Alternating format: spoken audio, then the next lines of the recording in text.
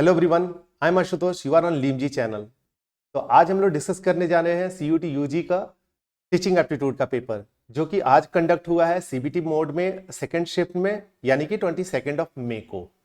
हम इसमें डिस्कस करेंगे कि पेपर कैसा रहा, लास्ट ईयर से कैसा था, और कुछ क्वेश्चंस भी देखेंगे।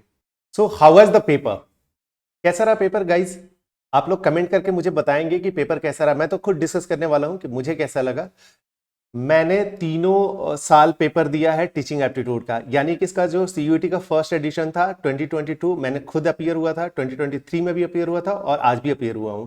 सो मुझे तो ये पेपर ओवरऑल बहुत टफ लगा, लास्ट ईयर से बहुत टफ लगा।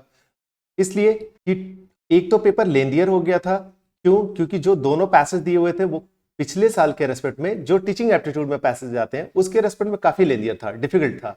दूसरा, इजी क्वेश्चन। पहले क्या होता था कि पहले इजी क्वेश्चन पिक करना बहुत आसान रहता था, इस बार इन्होंने इजी क्वेश्चंस नहीं दिए। तीसरा, थर्ड पॉइंट, इन्होंने टीचिंग एप्टीट्यूड पे बहुत कम क्वेश्चंस दिए। टीचिंग एप्टीट्यूड पे जनरली इससे ज्यादा क्वेश्चंस देते थे वो, तो वो जनरली बच्चे पढ़कर जाते हैं, लेकिन इन्होंने इस बार उससे बहुत कम क्वेश्चंस पूछे।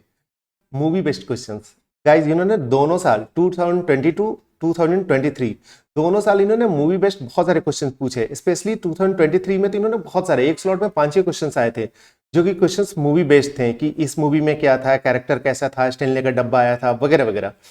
लेकिन इस साल इन्होंने बस एक क्वेश्चन दिया था, वो भी मूवी बेस्ड डायरेक्ट नहीं था, वो था कि ऑस्कर अवार्ड। हम लोग डिस्कस करेंगे आगे चल के वो क्वेश्चन। ओके गाइज, दूसरा हमने ये डिस्कस कर लिया, ओवरऑल टफर था। वो द पैसेज वर टफर, दोनों पैसेज बहुत टफ था। स्पेशली जो एजमा बेस्ड था वो पैसेज तो बहुत टफ था। लास्ट ईयर और लास्ट टू लास्ट ईयर जो ये टीचिंग एप्टीट्यूड में जैसा पैसेज पूछते थे उसके रेस्पेक्ट में बहुत डिफिकल्ट था।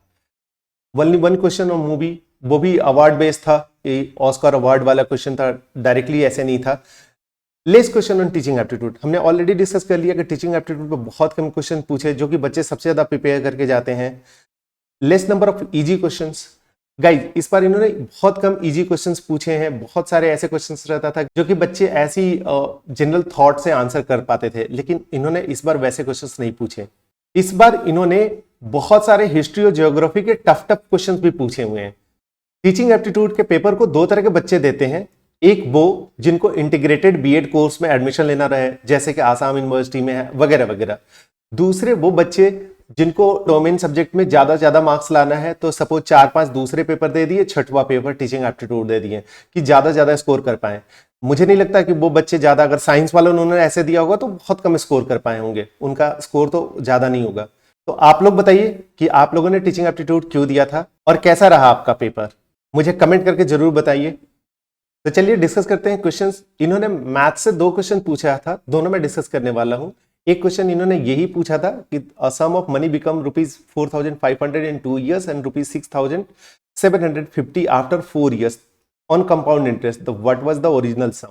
मैंने यहाँ पे एक्सप्लेन भी कर दिया है कि कैसे निकालेंगे। अगर आप सपोज डायरेक्टली फॉर्मूले से करते तो सम 1 + r/200 = 45 और 4500 1 + r/100 स्क्वायर = 6750। आपको पता है कंपाउंड इंटरेस्ट में नेक्स्ट ईयर के लिए सम प्लस कंपाउंड इंटरेस्ट वो प्रिंसिपल बन जाता है। तो 2 साल के लिए सपोज आपने ये इन्वेस्ट किया तो 4500 मिल रहा। अब आपको 4500 मिला, आपने उसको फिर से इन्वेस्ट कर दिया तो ये हो गया 6750। सो ये आप देखेंगे तो ये बहुत इजी कैलकुलेशन था। 4500 × 3/2 था ये, सीधे सीधे जैसे भी आप कैलकुलेट करते, यानी कि 1 + r/100 इसका वैल्यू हो गया 3/2। तो यहां पे आपको क्या करना था, जो सम था उसमें मल्टीप्लाई करना था, इसके बदले 3/2 रख लेना था, यानी कि सम × 3/2 = 4500। तो ये आंसर आ जाएगा 3000। इसका आंसर था 3000, प्रिंसिपल पूछा था। Question number 2, after 6 years the age of the son will be 3/7 of the age of his father. If 10 years ago the father's age was the 5 times the son's age, then what is the father's present age? सन है ये father है। Present -10, p -10 मतलब p means present, -10 मतलब 10 years back. Father का as था वो सन के as का 5 टाइम्स था, ठीक है। सेकेंड दिया था p + 6, यहां से आप यहां तक आएंगे तो 10 + 6 16 ईयर्स आना पड़ेगा। यहां से जाएंगे बीच में प्रेजेंट होगा कहीं पे, 10 ईयर्स में प्रेजेंट एज आएगा और उसके 6 ईयर बाद प्रेजेंट प्लस 6 आएगा। ठीक है, तो प्रेजेंट प्लस 6 ईयर्स में क्या था कि जो सन का एज था वो 3/7 था फादर के एज का। तो हम लोग रेशियो मेथड से कैसे बनाते हैं, पहले इनका डिफरेंस दिखते हैं। तो 5 - 1 यहां पे आ गया है 4, यहां पे 7 - 3 यहां पे 4। अरे वाह, डिफरेंस तो सेम है। इट मीन्स हम क्या करते हैं इस केस में, इन दोनों का डिफरेंस ले लीजिए या इन दोनों का डिफरेंस ले लीजिए, दोनों एक ही आएगा। 7 - 5 = 2 या 3 - 1 = 2। ये इक्वल है, इनफैक्ट इक्विवेलेंट है किसके, 16 ईयर्स का। 16 कैसे आया, 10 + 6 से। यहां से देखिए p - 10 से प्रेजेंट पे आए तो 10 और प्रेजेंट से प्रेजेंट प्लस 6 गए तो 6 ईयर्स, तो टोटल 16 ईयर्स। इट मीन्स कि 2 is equivalent to 16 years, 1 is equivalent to 8 years. ठीक है, अब क्या निकालना था, प्रेजेंट एज ऑफ फादर कोई भी निकाल दीजिए, 7 पे ही निकाल दीजिए।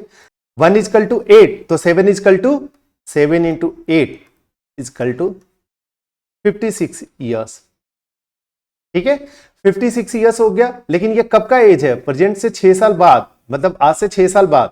तो 6 साल बाद 56 साल था, तो 6 साल पहले कितना होगा। Question number 3, how do you describe a map on globe to a visually impaired person. Tactile maps, audio description. ये था कि विजुअली इंपैर्ड पर्सन को कैसे आप डिस्क्राइब करेंगे मैप को, कुछ ऐसा था कि जिसमें फील कराना हो। तो इसका आंसर होगा टेक्टाइल मैप्स, ऑडियो डिस्क्रिप्शन नहीं। इन दोनों में बेस्ट ऑप्शन ये है टेक्टाइल मैप्स। ठीक है, बाकी 2 ऑप्शंस बेकार थे। Question number 4, pepsin enzyme. तो गाइस मैं इसे इजी क्वेश्चन में कंसीडर करूंगा क्योंकि आप सबको एंजाइम्स पता रहता है, अभी आपने जीटी के लिए भी प्रिपरेशन की होगी। तो पेप्सिन तो इजी वालों में से है। तो पेप्सिन किसको डाइजेस्ट करता है, प्रोटीन को। Question number 5, myopia is also known as. Myopia को हम कहते हैं शॉर्ट साइटेडनेस। इसमें नजदीक की चीजों को हम देख सकते हैं लेकिन दूर की चीजों को नहीं देख सकते हैं। तो ये भी एक इजी क्वेश्चन था। Question number 6, trans Canadian railway connects. So guys मुझे ये ट्रांस तो नहीं याद है, बस मुझे ये याद है कि कैनेडियन था और इसके 2 ऑप्शंस ऐसे थे जिसमें कि यूरोपियन कंट्री और एशियन कंट्री दिया हुआ था। मुझे पता है कि कनाडा को सिर्फ यूएस से कनेक्ट करता है रेल नेटवर्क से, वो दोनों ऑप्शंस नहीं हो सकते थे। एक में वैंकूवर दिया हुआ था, तो इसका आंसर होगा Halifax to Vancouver. Question number 7, a Dutch came to India, Delhi सल्तनत, मुगल एम्पायर। इसमें 4 इवेंट्स दिए हुए थे, एक मुझे याद नहीं है। उन 4 इवेंट्स को आपको अरेंज करना था क्रोनोलॉजिकली। ठीक है गाइज, वैसे तो ये भी डिफिकल्ट क्वेश्चन में आता है लेकिन इसका ऑप्शन बहुत इजी था। बच्चों को ये 2 चीजें तो पता रहता है कि दिल्ली सल्तनत उसके बाद मुगल एम्पायर।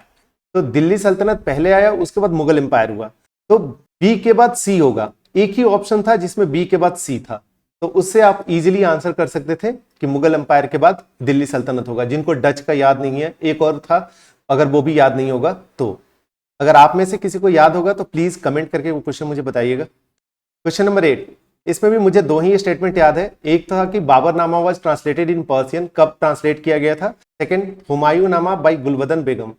तो गाइस इसमें मुझे 2 ही स्टेटमेंट याद है। पहला तो ये दिया हुआ था कि बाबरनामा को पर्सियन में कब ट्रांसलेट किया गया था, दूसरा हुमायूंनामा को गुलबदन बेगम ने कब लिखी थी। ये डिफिकल्ट क्वेश्चन में है। ये बहुत लोगों को बाबरनामा याद रहेगा, बाबरनामा किसने लिखा है वो याद रहेगा, लेकिन इसे पर्सियन में कब ट्रांसलेट हुआ ये डिफिकल्ट था। यहाँ पे भी आपको क्रोनोलॉजी बताना था कि कौन सा पहले है कौन सा बाद में है। तो ये तो मैं बहुत डिफिकल्ट क्वेश्चन में कहूंगा क्योंकि बाबरनामा कब ट्रांसलेट किया गया था पर्सियन में, वो भी जिनको एग्जैक्ट नहीं याद होगा उनको ये याद रह सकता है क्योंकि अपने कोर्ट का ऑफिशियल लैंग्वेज अकबर ने पर्सियन किया था। उनको पता रहेगा कि ये अकबर के टाइम में हुआ होगा, लेकिन ये हुमायूंनामा भी गुलबदन बेगम से, जो कि उनकी बुआ थी, उससे अकबर ने ही लिखवाया था। तो ये मैं आप पे छोड़ता हूं, ये मेरे हिसाब से बहुत डिफिकल्ट क्वेश्चन था। Question number 9, Nobel peace prize of 2023। ये तो इजी क्वेश्चन है, आप इसे याद करके गए होंगे कि नारगिस मोहम्मदी है। Question number 10, the Oscar winning film the elephant whisperers RRR। Guys movie पे बस एक ही क्वेश्चन आया था, वो भी ये दिया हुआ था ऑस्कर विनिंग फिल्म है और किसी ट्राइब्स के बारे में बात कर रहा था कि उस पे बेस्ट ये कौन से फिल्म है। ये दोनों ऑप्शंस में थे, द एलिफेंट विस्परस एंड RRR। दोनों ऑस्कर विनिंग मूवी हैं और दोनों में ट्राइब्स पे है। तो यही सारे क्वेश्चंस मुझे याद है। आप अपना फीडबैक मुझे बताएं कि कैसा था। मेरे हिसाब से तो पेपर काफी डिफिकल्ट था। Thank you guys.